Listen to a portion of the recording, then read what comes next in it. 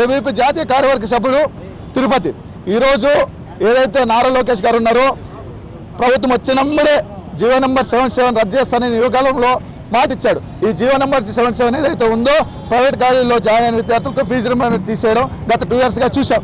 ఈ గవర్నమెంట్ వచ్చిందేమో తక్షణమే రద్దు చేస్తామని నారా లోకేష్ గారు మాట ఇచ్చారు. కానీ మంత్రివర్గంలో చోటు వచ్చిందేమో ఈ విద్యార్థుల పక్షాన ఈ జీవో నెంబర్ 7 ఊసేలేకపోయింది. గత కొద్ది రోజులుగా చూసుకుంటే ఈ ఎంఏఎంసీ ఐసెట్ కౌన్సిలింగ్ స్టార్ట్ అయిపోయింది. ఇంకా కొద్ది రోజుల్లో పీజీ కౌన్సిలింగ్ కూడా స్టార్ట్ అయిపోతుంది. కానీ ఇప్పటివరకు ఎటువంటి స్పందన లేదు. ఈ స్పందించకపోతే నారా లోకేష్ గారికి అఖిల భారత విద్యార్థి పరిషత్ ఒకటే హెచ్చరిస్తుంది, అయ్యా 10 రోజుల్లో అన్ని ఐసెట్ పీజీ కౌన్సిలింగ్ పూర్తి అవుతున్నా ఇప్పటి వరకు మీరు ఇచ్చిన హామీ అయితే ఏదో ఉందో తక్షణమే దాన్ని జీవో నెంబర్ 77 రద్దు చేయాలి. లేని పక్షంలో అఖిల భారత విద్యార్థి పరిషత్ అనేక ఉద్యమాలు చేస్తుంది.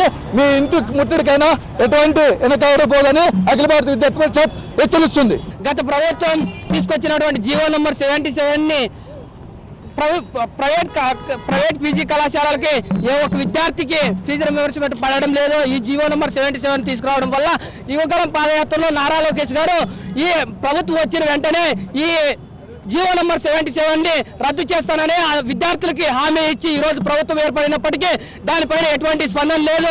ఈరోజు పీజీ సెట్ వచ్చింది, ఐసెట్ వచ్చింది, వీటన్నిటికీ కౌన్సిలింగ్ జరుగుతున్నప్పటికీ దీనిపైన ఎటువంటి స్పందన లేదు. ఈ జీవో నెంబర్ 77 రద్దు చేయకపోతే అఖిల భారతీయ విద్యార్థి పరిషత్ ముందు ఇంకా ప్రభుత్వం పైన అనేక ఉద్యమాలు చేయడానికి కూడా వెనుకాడదని హెచ్చరిస్తూ ఏబీపీ విద్యార్థి. మరిన్ని వీడియోస్ కోసం ఛానల్ ని సబ్స్క్రైబ్ చేయండి. లేటెస్ట్ అప్డేట్స్ కోసం వాట్సాప్ ఛానల్ ని ఫాలో చేయండి. అండ్ లింక్ డిస్క్రిప్షన్ లో ఉంది.